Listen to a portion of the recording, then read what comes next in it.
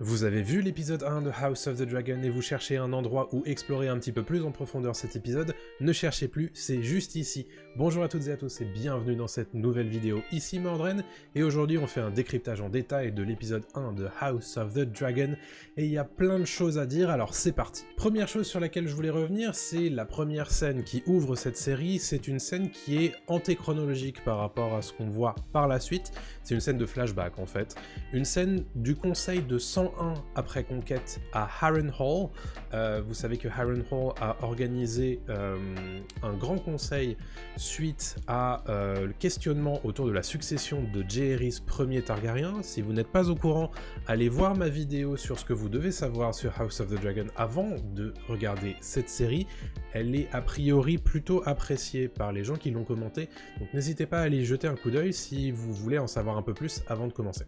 Donc, Jaehaerys Ier Targaryen, qui est donc le prédécesseur de Viserys Ier, organise un grand conseil avec des milliers de seigneurs de Westeros qui viennent voter pour qui a la plus grande prétention au règne après Jaehaerys Ier, et il se trouve que il y a deux successions qui sont particulièrement scrutées, celle de Rhaenys Targaryen, première fille du premier fils de Jaehaerys, et celle de Viserys Targaryen, premier fils du deuxième fils de Jaehaerys Ier.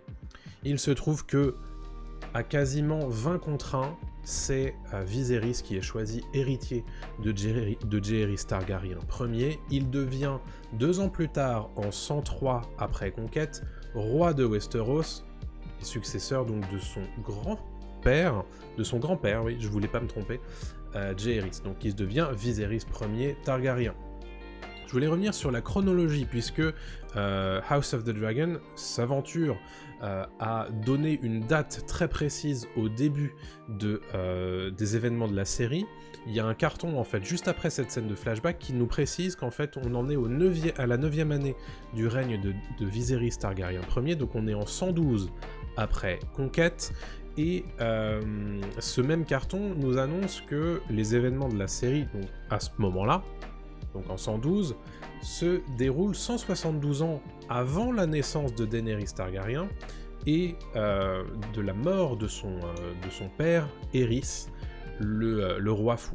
Donc tout ça se déroule en 284 après conquête. Donc il se passe 172 ans entre le début de la série, le début des événements de la série, et Game of Thrones, tout simplement. Alors, pas vraiment, hein, puisque Daenerys n'a pas 0 ans, hein, n'a pas 1 an quand commence Game of Thrones. Game of Thrones commence à peu près, même pas à peu près, puisqu'on le sait, la mort de Jon Arryn, c'est en 298 après conquête, dans Game of Thrones. Donc, Game of Thrones commence en 298, donc 186 ans après, tout simplement, les premiers événements de House of the Dragon. Et qu'est-ce que c'est que ces premiers événements? On va faire le rundown ensemble, tout simplement. La première scène qu'on voit dans cette chronologie-là, donc en 109 après conquête, c'est Rhaenyra qui prend son envol au-dessus de Port-Réal sur le dos de sa dragonne, Syrax, tout simplement. On aperçoit d'ailleurs, ce faisant, Fausse Dragon, ce gigantesque bâtiment qui héberge les dragons Targaryens de Port-Réal,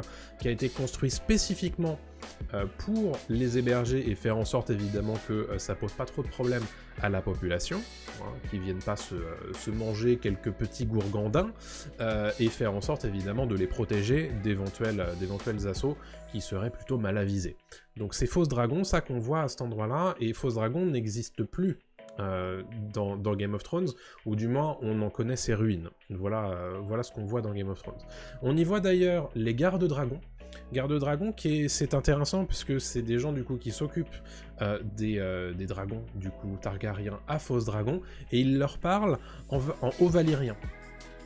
Chose assez intéressante puisque du coup les dragons sont capables, s'ils en ont l'envie, visiblement, d'obéir aux ordres en haut valyrien. Alors le plus connu, bien évidemment, c'est Dracarys, qui est en gros, allume le feu, j'ai envie de te dire. Donc voilà ce qui se passe quand Rhaenyra arrive à Fausse Dragon. Elle laisse tout simplement Syrax entrer dans Fausse Dragon menée par les gardes-dragons, et elle est accueillie par sa grande amie, Alicent Hightower. Alors, les deux jeunes femmes, comme je vous le disais dans la fameuse vidéo à laquelle j'ai fait référence tout à l'heure, n'ont pas le même âge, même si pour le coup dans la série on a l'impression qu'elles l'ont. selon Feu et Sang, le bouquin de George R. R. Martin dont est adapté House of the Dragon, les deux jeunes femmes ont 9 ans de différence. C'est Alicent qui a 9 ans de plus. Bref, c'est une des premières scènes de cet épisode 1 qui vient illustrer la grande proximité entre les deux jeunes femmes. Alicent est grosso modo sa confidente, et Rhaenyra semble être capable de lui parler de tout. Donc voilà, les deux jeunes femmes sont très très proches. Elles traversent la ville de Port-Réal, et on arrive... Voilà, il y a plusieurs plans très... maximisant les effets spéciaux, j'ai envie de vous dire, pour montrer un petit peu le côté Port-Réal à son pic, à son apogée, et on arrive finalement au Donjon Rouge, et c'est Rhaenyra qui vient dans les appartements de sa mère, Aemma Arryn, pour prendre de ses nouvelles tout simplement. Alors Aemma Arryn, petit point de contexte, c'est la cousine de Viserys, qui devient sa femme. Je vous l'ai dit dans cette fameuse vidéo, les Targaryens n'ont pas vraiment de problème à se marier ensemble, au contraire, ils appellent ça de leur vœu, puisque justement les relations incestueuses entre Targaryens sont censées maintenir, entre guillemets, le haut rang de leur sang et leur capacité à chevaucher des dragons. Donc c'est pour ça que chez eux, ils arrivent beaucoup à se marier entre frères et sœurs, entre cousins, voilà. Donc ça, c'est exactement ce qui s'est passé entre Viserys et Aemma. Aemma Arryn, qui est donc la fille de Roderick Arryn et de Daela Targaryen, qui était elle-même la fille de Jaehaerys Ier. Donc les deux sont des petits-enfants de Jaehaerys Ier. Ils sont cousins, ils ont été mariés, et il se trouve que Aemma Arryn et Viserys Targaryen n'ont eu qu'une seule enfant viable, c'est Rhaenyra. Arrive évidemment sur le plateau une des grandes thématiques de cette série, qui est la thématique des femmes dans la société patriarcale et féodale de Westeros, où Rhaenyra annonce à sa mère, qui est enceinte, du coup c'est sa 5e grossesse, même si elle n'a qu'une seule enfant vivante, c'est sa 5e grossesse, et Rhaenyra lui annonce qu'elle préférerait largement devenir chevalier plutôt que mère. Là-dessus, les mots intéressants d'Aemma Arryn à retenir, à mon avis, c'est « Nous avons un ventre royal, nous servons le royaume par cet inconfort ». Et ensuite, elle lui dit que, pour elle, le lit d'accouchement est le champ de bataille des reines. Donc voilà, en référence évidemment au fait que les chevaliers, eux, se battent sur le champ de bataille, et que les reines, elles, se battent dans leur lit d'accouchement. On en parlera un petit peu plus tard, mais évidemment, ces paroles auront un écho très rapidement dans l'épisode 1. Petit rappel, si vous appréciez cette vidéo, n'hésitez pas à me le dire, ça me fera plaisir évidemment en mettant un petit commentaire et un pouce bleu, bien évidemment ça aide la vidéo, donc si ça vous plaît, évidemment c'est un petit bonus, et pour ne pas rater mes autres futurs décryptages de la série House of the Dragon épisode par épisode, et bien surtout, abonnez-vous et activez la petite cloche, bien évidemment. Allez, on continue avec la vidéo. Scène d'intérêt ensuite, autour de Viserys Targaryen Ier, le conseil restreint du roi. On y voit les membres actuels du conseil du roi. Alors certains ne sont pas nommés, mais je vais vous les nommer, comme ça vous êtes sûr de qui est qui. Vous avez Otto Hightower qui est la main du roi, il sert grosso modo en tant que premier ministre, et quand le roi n'est pas là, il est capable d'agir avec l'autorité du roi. Donc c'est le deuxième personnage central de l'état, en dessous de Viserys Targaryen Ier. À ses côtés, on a, de l'autre côté de la table, on a Lyman Beesbury en anglais et Lyman des Essaims en français, qui sert de grand argentier. C'est un petit peu celui qui veille à ce que les caisses du royaume soient pleines. On a ensuite Lionel Strong, ou Lionel Fort, qui est maître des lois à l'heure actuelle au Conseil restreint. On a Corlys Velaryon, qui est maître de la flotte, et puis on a le grand maître. Alors il n'est pas nommé ce grand maître, mais vraisemblablement, si on suit la chronologie édictée par Feu et Sang, c'est le grand maître Mélos, tout simplement. On a ensuite, alors lui, c'est pas vraiment le Conseil restreint, même s'il y assiste en tant que garde personnel du roi. On a Harold Westerling, ou Harold Westrelin en français, qui est Lord Commandant de la Garde Royale, et il manque un des personnages centraux du Conseil restreint, c'est Daemon Targaryen. Daemon Targaryen qui est donc le frère cadet de Viserys Targaryen Ier, lui est Lord Commandant du guet de Port-Réal. Le guet de Port-Réal, c'est à peu près 2000 soldats qui sont dédiés au maintien de l'ordre dans la capitale. C'est d'ailleurs Daemon Targaryen qui leur a donné les fameux manteaux dorés dont ils tirent leur surnom un petit peu plus tard. Donc, on en parlera beaucoup de Daemon dans cet épisode, vous allez le voir. Mais là, en l'occurrence, il n'est pas au conseil restreint, et on apprend petit à petit que Daemon aime bien faire l'école buissonnière pendant que le conseil restreint se rassemble, et évidemment ça fait grincer des dents, par exemple un certain Otto Hightower qui n'aime pas trop le bougre. Bref, de quoi ça parle dans ce conseil restreint? Alors évidemment ça va parler un petit peu de succession, on y reviendra tout à l'heure, mais ça passe aussi autour des questions internationales, des questions géopolitiques qui vont nous intéresser plus tard dans la saison à mon avis. Corlys Velaryon, donc, qui est maître de la flotte, et qui est du coup à la tête de lui un empire commercial autour de l'île de la Marque, s'intéresse beaucoup aux manigances de la triarchie. Il dit qu'il y a un problème dans le détroit du côté des degrés de pierre, notamment en raison d'un certain gaveur de crabes. Alors, qu'est-ce que c'est que la triarchie? Parce que, évidemment, House of the Dragon ne nous explique pas ce que c'est. La triarchie, je vais vous expliquer ce que c'est. C'est tout simplement une alliance entre les cités libres de Lys, de Myr et de Tyrosh. Selon la chronologie de Feu et Sang, ces 3 cités libres se sont alliées à partir de 96 après Conquête, et selon, encore une fois, cette chronologie, elle s'intéresse aux degrés de pierre. Qu'est-ce que c'est que les degrés de pierre? C'est un archipel dans le détroit, donc vous savez qu'il y a d'un côté Westeros, d'un côté Essos, au milieu la mer du détroit, et au centre à peu près de ce détroit, vous avez un archipel, l'archipel des degrés de pierre, qui se trouve à l'est de Dorne et à l'ouest d'Essos. Et grosso modo, cet archipel, c'est difficile de passer outre si on veut se rendre à Westeros sur la côte est, ou à Westeros sur la côte sud, ou en Essos, bien évidemment. Donc c'est un endroit assez crucial d'un point de vue commercial, et donc c'est un endroit qui est, à cette époque, un repère de pirates absolu. C'est pour ça qu'en 106 après Conquête, selon la chronologie de Feu et Sang, encore une fois, je le répète, ça aura une importance, je vous l'expliquerai juste après. La triarchie lève une flotte et décide de saisir les degrés de pierre pour mater en fait les pirates qui, à cette époque-là, en plus, exerçaient une sorte de tribut à chaque fois qu'il y avait un navire qui passait autour. Ils demandaient des sommes folles pour pouvoir ne pas devenir esclave, tout simplement, ou ne pas devenir prisonnier. Mais en plus, évidemment, ça pose grand problème pour le commerce international à cette époque-là.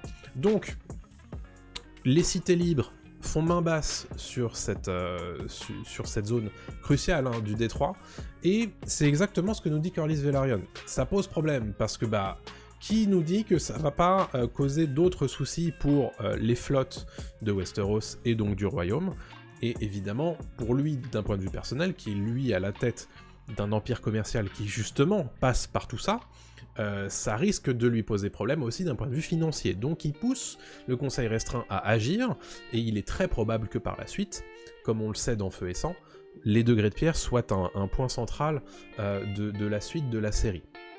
Bon, je vous disais, j'insiste un peu sur la chronologie, mais ici en fait House of the Dragon s'arrange un petit peu avec la chronologie des événements tels qu'ils sont décrits dans Feu et Sang.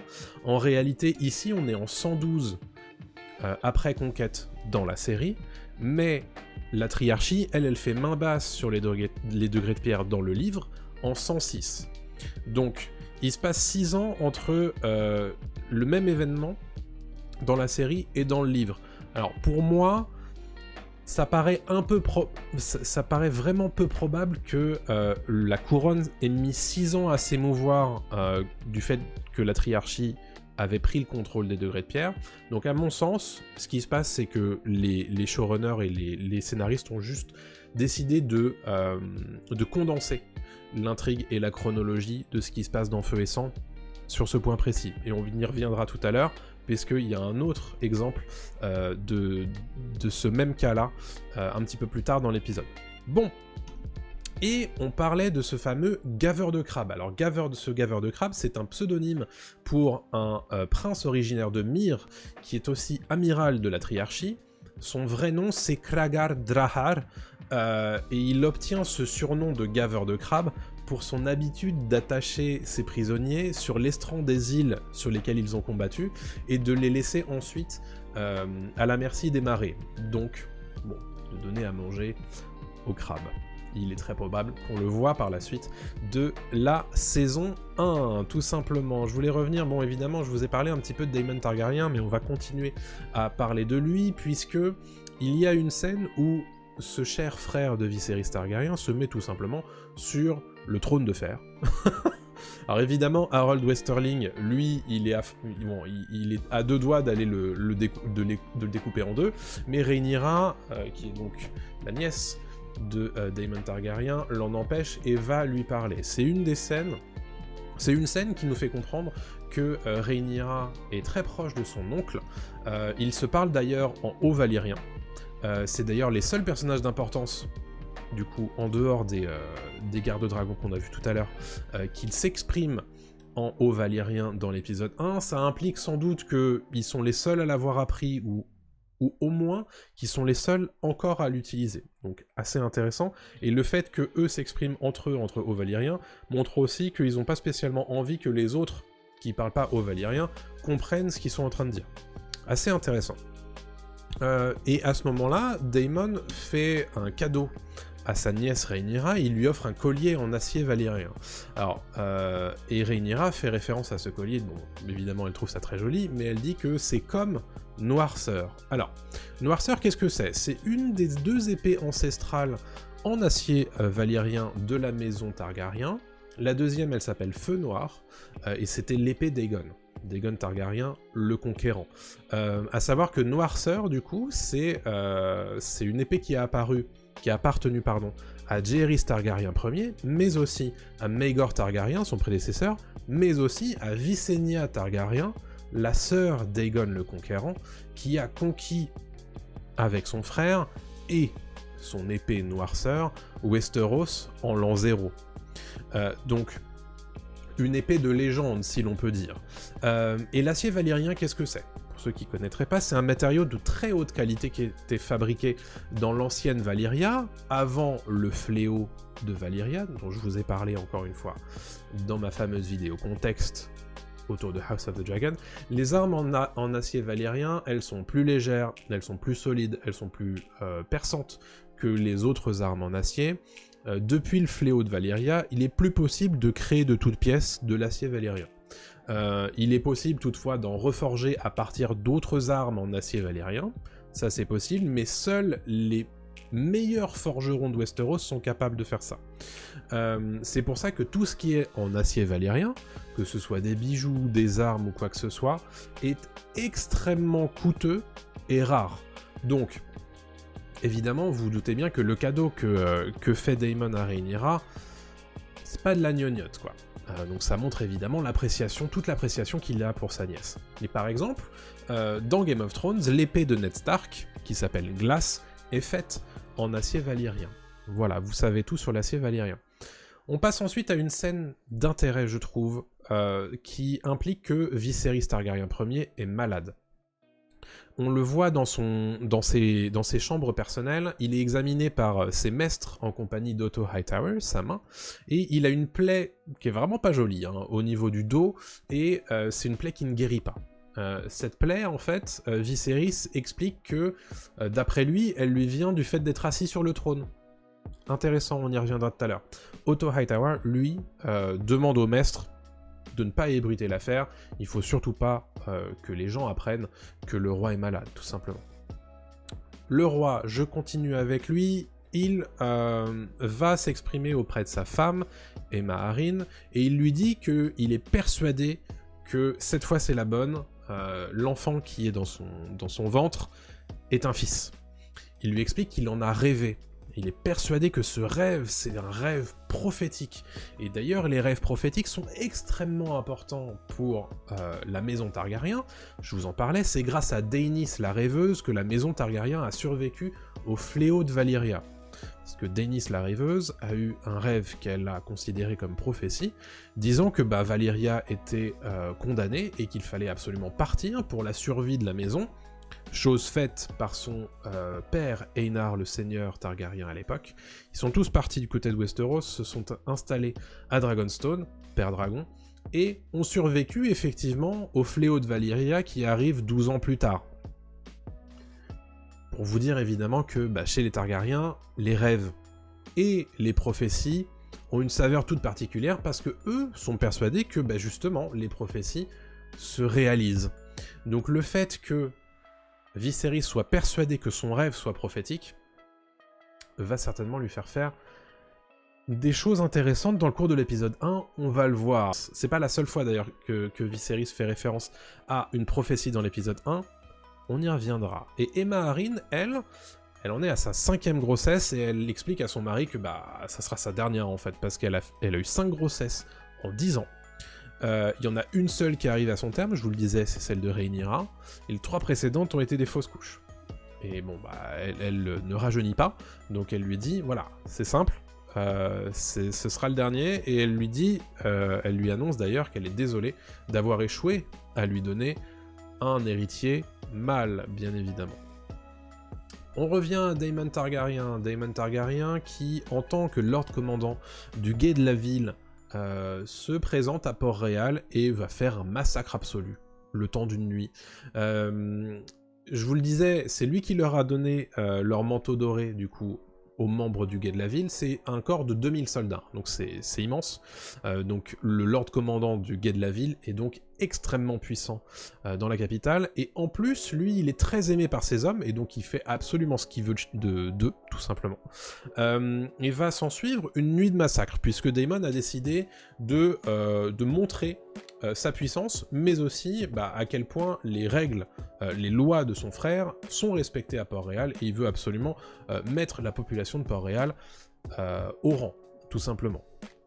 Donc là-dessus, ils organisent des jugements sommaires, et ils coupent des membres pour en faire des exemples. Pour faire des exemples des voleurs, des violeurs, des meurtriers qu'ils auraient trouvés dans la ville. Et alors c'est assez intéressant parce qu'on a complètement l'impression dans cette scène qu'ils prennent des gens au hasard dans les rues, et puis en fait, bon, toi t'es un violeur, toi t'es un voleur, toi t'es un meurtrier. Et puis, allez hop, ça découpe, et au final, il faut 2 charrettes remplies de tous les membres et toutes les têtes qui ont été coupées cette nuit. Bon, vous doutez bien que ça ne plaît pas au conseil restreint, et ça ne plaît pas évidemment au roi. Daemon est réprimandé, mais on a quand même l'impression qu'il bénéficie d'une largesse de son frère. Le roi le met en garde et lui dit, bon attends, recommence pas quoi. Mais c'est tout quoi. Donc à ce moment-là, lors du conseil restreint, c'est la première fois qu'on voit Otto Hightower et Daemon Targaryen l'un en face de l'autre, et il y a une passe d'armes entre les deux hommes. Otto Hightower insinue que Daemon n'est pas très fidèle à sa femme Rhea Royce, que je vais vous expliquer un petit peu après qui est-ce, qu'il ne va jamais la voir dans le Val, et Daemon propose à Otto Hightower que sa propre femme à lui réchauffe le lit d'Otto, en référence à la femme d'Otto Hightower qui est décédée il n'y a pas si longtemps que ça. Les deux hommes ont l'air de bien s'apprécier. Non, c'est faux. Je voulais vous expliquer du coup qui était Rhea Royce. Alors elle, c'est la dame de Roche-aux-Runes. Roche-aux-Runes, c'est une ville à l'est du Val d'Arryn. Le Val d'Arryn, vous le connaissez si vous avez vu Game of Thrones, c'est là où se trouvent les Aériers, ou que l'on voit notamment dans la saison 2, au minimum, de Game of Thrones. Rhea Royce, elle est mariée à Daemon Targaryen en 97 après conquête, alors que lui-même vient d'être adoubé à l'âge de 16 ans en tant que chevalier, donc tous les deux sont mariés à ce moment-là, et le mariage se passe pas très bien. Le Daemon n'est pas fidèle, et on ne sait même pas si le mariage a été consommé. À vrai dire, on ne le saura pas, puisque aucun enfant ne sera produit durant ce mariage. Daemon Targaryen, pour vous dire à quel point il n'aime pas sa femme, il l'appelle la garce de bronze, en référence au fait que l'armure ancestrale des Royce est faite en bronze.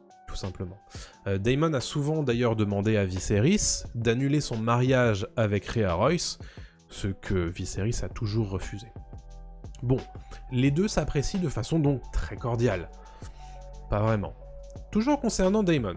Daemon, visiblement, ça a l'air d'être le client de la série pour nous balancer des scènes d'orgie ou des scènes de sexe, puisque les deux scènes de sexe sont liées à Daemon Targaryen dans cet épisode 1. Donc, bon, il est très probable que ça se poursuive par la suite dans la saison 1, mais je voulais pas revenir spécialement sur cette scène de sexe, mais le fait que on y voit apparaître pour la première fois le personnage de Mysaria, qui est du coup qui travaille dans un bordel de Port-Réal où va visiter tout simplement Daemon Targaryen. Mysaria, c'est la maîtresse de Daemon Targaryen, c'est sa favorite. Et pour un tout petit peu de contexte, Mysaria, c'est une prostituée originaire de Lys. Lys, donc, une des fameuses cités libres de la Triarchie. Lys se trouve au sud du détroit, donc dans la mer, c'est une île. Et les concurrentes de Mysaria se réfèrent à elle parfois en tant que ver blanc. On l'appelle le ver blanc parfois, Mysaria, du fait qu'elle est très blanche, en tout cas dans les bouquins. Voilà, arrive une grosse séquence de l'épisode 1 autour du tournoi et de l'accouchement d'Aemma Arryn. On va commencer un petit peu par le tournoi. Le tournoi est organisé en l'honneur de l'héritier du roi, qui commence au moment où Aemma Arryn débute son accouchement. Donc on voit bien, encore une fois, le parallèle qui est fait entre le combat des chevaliers sur le champ de bataille et l'accouchement, champ de bataille pour les mères. C'est à ce moment-là qu'on découvre le personnage de Sir Criston Cole, qui est le fils d'un intendant du seigneur Dondarrion à Havre-Noir, sur les marches de Dorne. Donc, c'est un personnage du coup pas très loin, originaire de presque Dorne. Le jeune homme impressionne par ses faits d'armes aussi bien la foule que la jeune Rhaenyra Targaryen. Et un petit peu plus tard dans ce tournoi, est fait la première référence à Rhaenys Targaryen, du coup cousine de Viserys Ier, qui on se réfère à elle pour la première fois en tant que reine qui ne le fut jamais. Je vous le répète, Rhaenys Targaryen aurait pu devenir reine de Westeros si les seigneurs de Westeros n'en avaient pas décidé autrement. Ce chevalier, c'est un chevalier Baratheon qui se trouve être le cousin de Rhaenys Targaryen, qui fait référence donc à la reine qui ne le fut jamais. Bon, ça fait grincer des dents, évidemment, Rhaenys Targaryen, mais aussi son mari Corlys Velaryon, mais ça fait aussi grincer des dents la main du roi Otto Hightower qui propose à Viserys de tout simplement couper la langue du chevalier Baratheon pour son affront. Viserys Targaryen qui répond « Oh, laisse tomber, les langues ne changeront pas l'ordre de succession, laisse-le parler. » Très intéressant cette petite phrase, puisque peut-être que plus tard, sans doute cette référence, voilà, aura un petit impact, aussi bien pour ce qui a été dit sur les langues, mais aussi pour l'ordre de succession. On en parlera peut-être autour d'un décryptage d'un épisode suivant. Pendant ce temps, Daemon Targaryen, lui, il fait tout pour rendre Otto Hightower complètement dingue. Il choisit spécifiquement de battre son fils aîné, Gwaine Hightower, dans les lices, puis il demande à Alicent, la fille d'Otto Hightower, sa faveur, qu'Alicent lui octroie bien évidemment. Un petit peu plus tard, on entend Rhaenys Targaryen s'exprimer autour du fait que les chevaliers qu'on voit dans ce tournoi sont pas spécialement très expérimentés. Qu'est-ce qu'elle dit ? Elle dit « Tous ces chevaliers sont aussi verts que l'herbe d'été ». Et oui, pourquoi ? Parce que ça fait 60 ans que le royaume est en paix. Donc aucun de ces chevaliers n'a connu la vraie guerre. Donc aucun de ces chevaliers, du coup, n'est expérimenté. Elle fait référence au fait que les batailles de Maegor, le précédent roi avant Jaehaerys, sont bien loin désormais. Maegor Targaryen, premier de son nom, a eu un règne extrêmement sanglant et très court, de 42 à 48 après conquête. Maegor, il est surnommé Maegor le Cruel quand même. Pourquoi ? Parce que il est à la tête évidemment de nombreuses batailles et il s'est notamment battu dans le sang contre les forces de l'Église qui se battaient justement contre ces mœurs dissolues. Il a notamment eu 6 femmes différentes, parfois plusieurs en même temps. Bon, voilà, autant vous dire que quand son successeur Jaehaerys, beaucoup plus apaisé, lui a succédé, les gens étaient plutôt contents. Mais tout ça pour dire qu'à l'époque de Maegor, justement, les chevaliers se battaient. Vraiment. Ce qui n'est plus le cas, visiblement, en tout cas peut-être, pour l'instant. On aperçoit également les 2 enfants de Corlys Velaryon et de, comment elle s'appelle, Rhaenys Targaryen, Laenor et Laena Velaryon. On y reviendra puisque c'est des personnages qui vont très probablement apparaître plus tard dans la saison. Pendant ce temps, je vous le disais, montage enchâssé entre le tournoi et l'accouchement. L'accouchement d'Aemma Arryn se passe très mal. Le bébé se présente en travers. Le grand maître propose alors au roi un choix impossible. Entre tenter de sauver la mère ou tenter de sauver le bébé. Et c'est là que l'histoire de la prophétie supposée de Viserys dans son rêve a de l'importance, puisque Viserys est toujours persuadé qu'il aura un fils. Et donc, il décide de tenter de sauver le bébé. Et donc, de sacrifier sa femme, Aemma Arryn. Évidemment, arrive du coup ce montage parallèle entre la salle d'accouchement et le tournoi, qui en est au duel entre Criston Cole et Daemon Targaryen. Le duel, lui, semble assez équilibré, mais Daemon, lui, est assez vite jeté à terre et décide, pour laver son honneur, de poursuivre le combat à pied. Face à Criston Cole, qui l'oblige bien évidemment, les 2 hommes se rendent coup pour coup, Daemon croit être victorieux à un moment, mais Criston Cole finit par l'emporter. Il en profite ensuite pour demander la faveur de Rhaenyra Targaryen, qui lui octroie. Alors, petit aparté, ici, House of the Dragon semble faire une espèce de fusion entre 2 tournois différents qui se sont passés selon la chronologie de Feu et Sang. On en a eu un à Viergetan, soit en 103, soit en 104 après Conquête, pour fêter l'avènement du roi Viserys. Pourquoi je parle de celui-là? Parce que dans ce tournoi-là, Sir Criston Cole bat Daemon Targaryen et lui fait lâcher son épée noirceur. Donc c'est exactement ce qui se passe dans ce tournoi-là. Et il y en a un autre qui est le tournoi de Port-Réal qui a lieu en 111. Bon, et le fait qu'il se passe à Port-Réal nous fait penser à ce qu'on voit dans l'épisode 1 de House of the Dragon. Donc ici, en fait, il y a simplement eu fusion entre ces 2 événements qui sont mis en 112 par, on va dire, facilité, par praticité scénaristique, tout simplement par les showrunners. Donc ici, on est en 112, et les deux tournois sont faits, ne font qu'un, tout simplement. Arrive bien évidemment la scène absolument horrible où Aemma Arryn comprend que son mari a décidé de la sacrifier elle, dans l'espoir de peut-être avoir un garçon, qui serait donc la fin de ses problèmes de succession, puisque il aurait enfin un héritier mâle, et le bébé est extirpé de son ventre, tandis que la mère meurt dans d'atroces souffrances, il n'y a pas d'autre mot tout simplement. Ça montre à quel point la propre succession de Viserys l'obnubile au point de sacrifier sa propre femme. Viserys d'ailleurs nomme son fils Baelon Targaryen, qui du coup est amené à devenir son héritier légitime, en tant que premier fils du roi. Mais dès le moment où le grand maître le prend dans ses bras, on sent qu'il y a un truc qui va pas. Et d'ailleurs, quelques secondes plus tard, on assiste aux funérailles d'Aemma Arryn, et on découvre sur le bûcher funéraire qu'il y a aussi une petite figure emmaillotée, c'est Baelon Targaryen, qui n'a pas survécu à sa première journée de vie, tout simplement. Donc ce sont de doubles funérailles qui sont organisées dans la plus pure tradition des Targaryens, puisque ce sont des bûchers funéraires qui sont immolés par du feu dragon, et c'est d'ailleurs Syrax, la dragonne de Rhaenyra, qui met le feu au bûcher funéraire. On a d'ailleurs l'occasion d'entendre Daemon et Rhaenyra échanger à ce sujet. Rhaenyra qui est absolument en dessous de tout, qui lui dit « Mais moi, comment veux-tu que je plaise encore à mon père?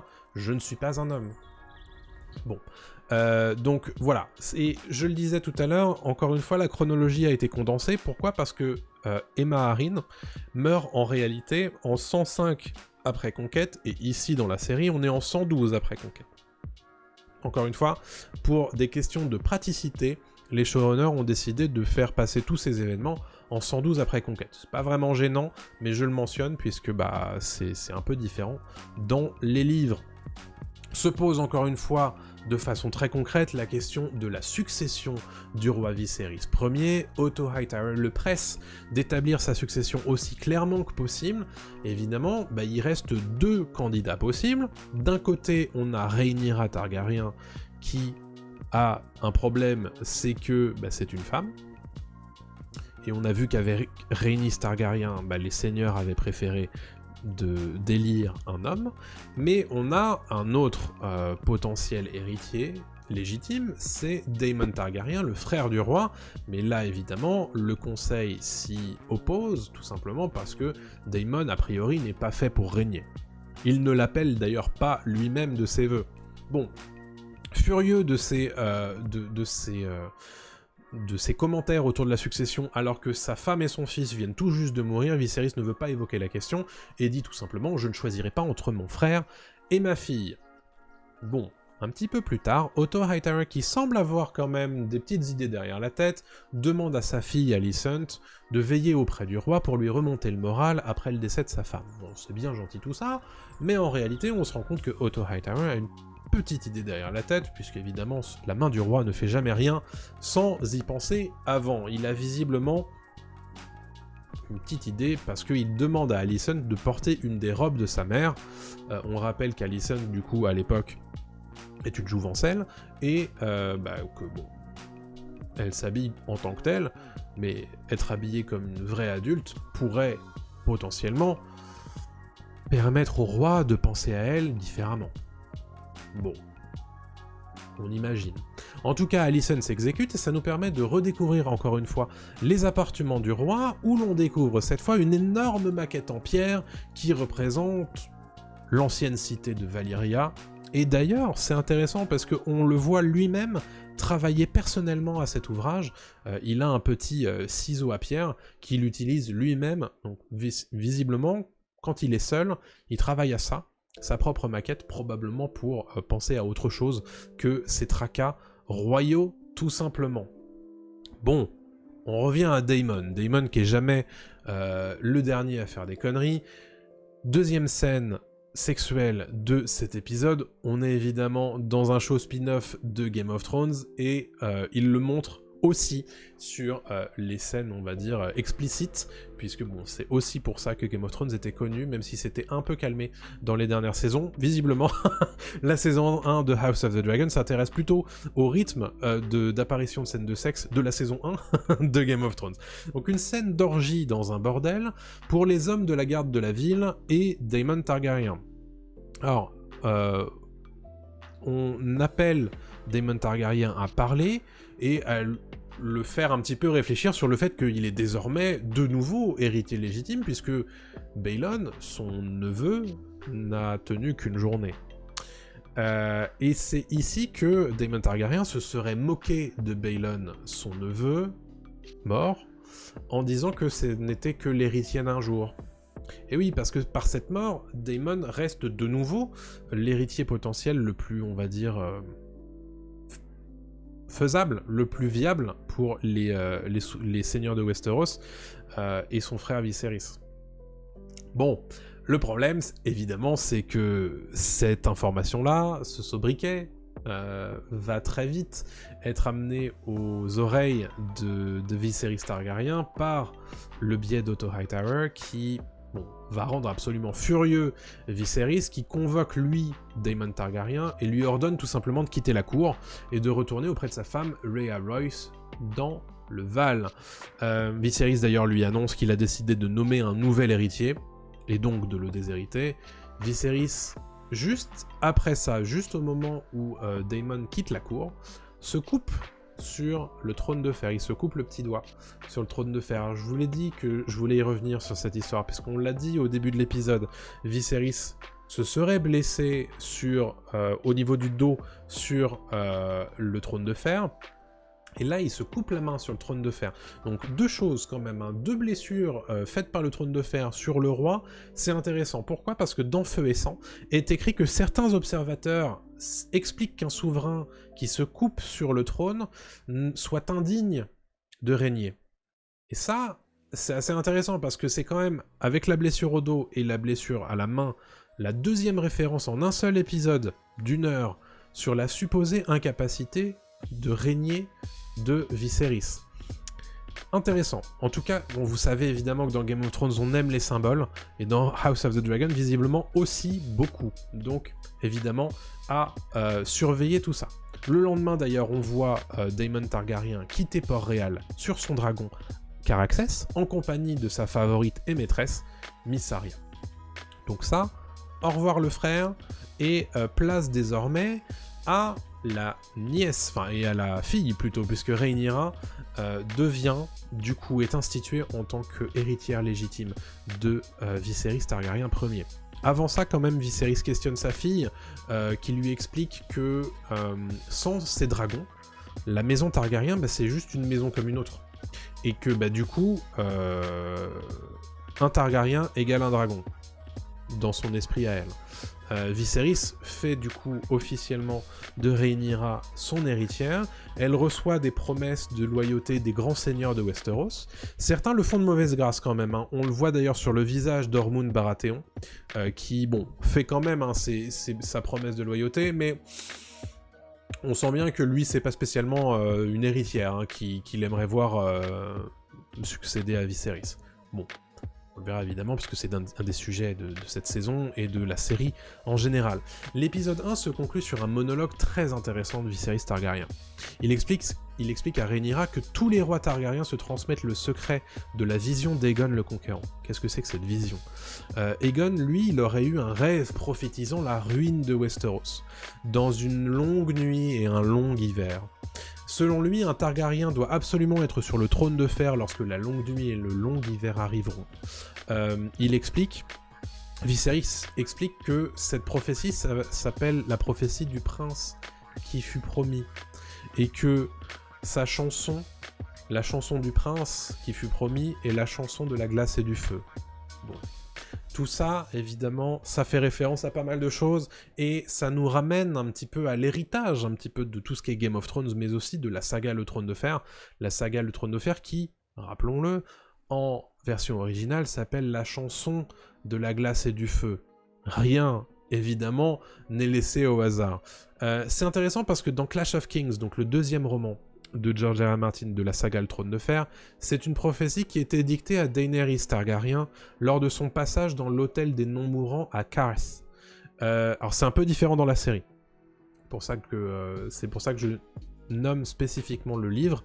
Et dans Game of Thrones, c'est aussi une Game of Thrones, la série, mais aussi dans les livres, c'est aussi une prophétie qui était dictée régulièrement par Mélisandre. Elle parle régulièrement d'Azor Ahai, qui est en fait un héros prophétisé qui sauverait Westeros des ténèbres. Elle utilise plutôt Azor Ahai, mais elle parle aussi régulièrement de façon indiscriminée d'Azor Ahai et du prince qui fut promis. On apprend un petit peu plus tard d'ailleurs que c'est à la fois prince et princesse, puisque en haut valyrien, visiblement, ce mot est non genré. Du coup, intéressant que cette prophétie réapparaisse dans House of the Dragon, alors que dans Feu et Sang, justement, il n'y a pas de mention de tout ça. Intéressant. Donc, bien évidemment, ça nous ramène, je trouve, au fait que House of the Dragon se met vraiment dans l'héritage, dans la droite lignée de Game of Thrones et de la saga Le Trône de Fer, et rajoute quelques petites choses, évidemment, à ce qui était, pour le coup, ici pas mentionné dans Feu et Sang. Donc franchement, moi je trouve que c'est intéressant d'avoir ces petits trucs-là, et de voir aussi le fait que ça se développe, et que même si Feu et Sang, c'est un bouquin qui va vraiment droit au but sur pas mal de choses, les showrunners ont décidé de détendre certaines choses et de rajouter en fait des petits détails un petit peu partout. Et je trouve ça assez malin. Voilà tout ce que je voulais dire sur House of the Dragon épisode 1. Le long décryptage, hein, c'était un peu long, mais vous avez vu, il y a quand même beaucoup de choses à dire. Qu'est-ce que vous avez pensé de cet épisode, vous? Dites-le moi dans les commentaires. Est-ce que vous avez aimé cette vidéo? Dites-le moi dans les commentaires. Si vous avez aimé, petit pouce en l'air, bien évidemment, ça m'aide beaucoup et ça aide le référencement de la vidéo pour que les autres la trouvent, tout simplement. Et si cette vidéo vous a plu, il y en aura d'autres sur les épisodes 2, 3, 4, 5, 6, j'espère, si ça vous plaît. Abonnez-vous à la chaîne pour ne pas les rater, activez la petite cloche. Et puis bon, bah, si vous voulez partager tout ça avec vos amis, évidemment, grand merci à vous. Quant à moi, je vous donne rendez-vous très prochainement pour une autre vidéo. Et d'ici là, salut à tous!